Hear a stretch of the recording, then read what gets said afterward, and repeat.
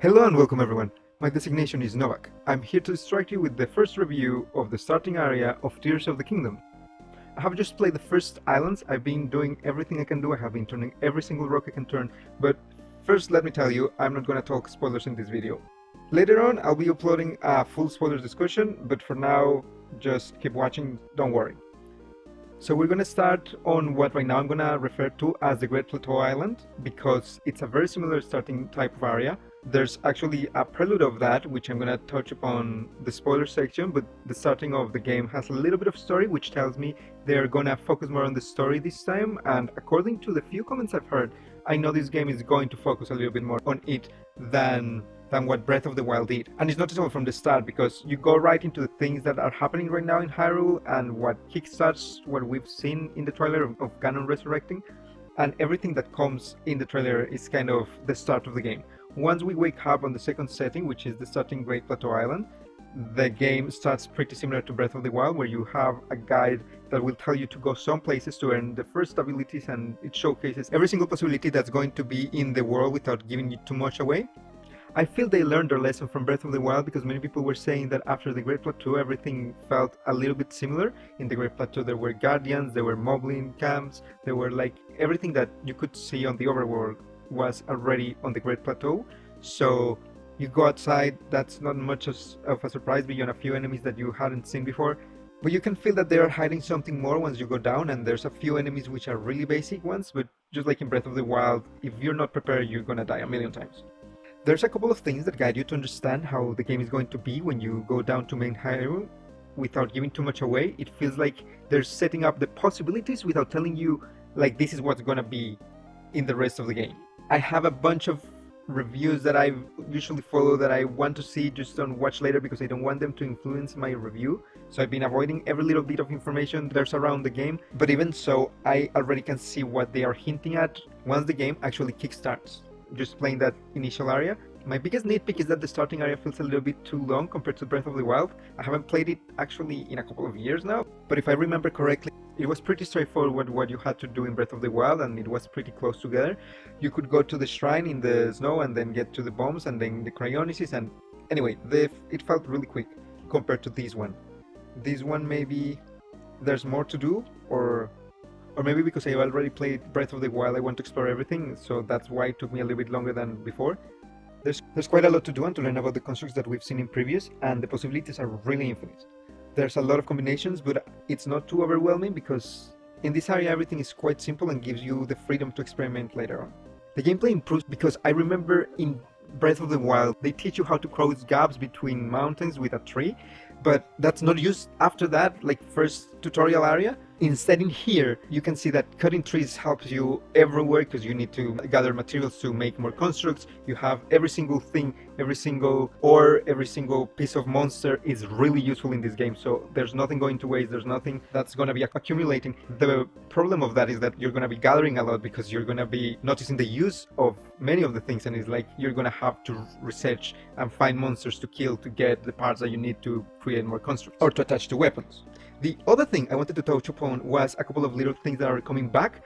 There's a couple of Easter eggs that I'm going to talk about that in the spoilers video, but I found them, and if you're a fan of Zelda, there's a little of everything for you. I just kept exploring, I spent 11 hours playing, and I'm just finishing the quote-unquote tutorial area.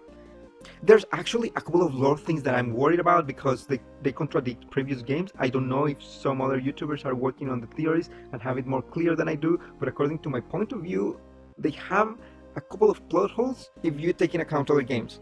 But it's Zelda. A new game without plot holes wouldn't make part of the saga. Let's hope they just don't make another timeline with this game or something like that. This game feels a little bit more structured in the way that there are pointers on where to go quite often. Characters point you to what it's obviously the place you need to go and get your abilities in, and once you get there, there's when they tell you, okay, there's a second place you need to go, there's a third place you need to go. And again, Nintendo design is amazing, so once when you are in where you were supposed to be, you just look around and it feels natural to do. You see where you need to go, so there's this place you go and then you come out and use the Sheikah's Lake, which is not the Sheikah's Lake anymore, but that's in the trailers. You can see what your next destination is. There's a lot of things that are quite intuitive, but at the same time you can break the game and do whatever you like in it, the same you did in Breath of the Wild. The difference here is that it feels like this time the developers told you like, these are the tools to break this game, use them, if it works and we're not going to stop you, and it feels great. Although maybe I'm not creative enough to do many of the weird machines that I've seen in TikToks and videos like that. I can't avoid those, but I've seen people making kind of mechas, I've seen people recreating the Trojan horse, I've seen people doing like weird weapons, but I'm just sticking to the basics right now. I haven't seen any limit to the things that you can stick together except for weapons.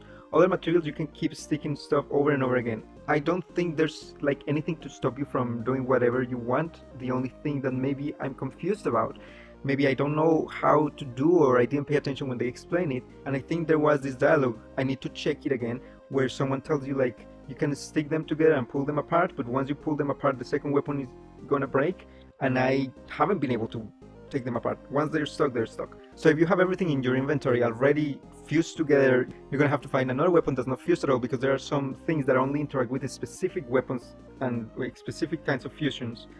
And if you don't have them, you're gonna be a little bit stuck trying to look for the weapon and creating it and using it for what it needs to be used, and then you're probably gonna have to throw one of your weapons away because there's no space on your inventory yet.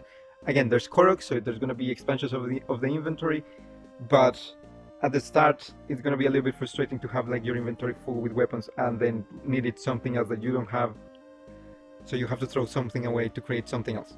The last ability I got, you can get them in any order, but this was my last ability, which was Ascend. And after I got it, I just kept looking up to see if there was a ceiling I could phase through.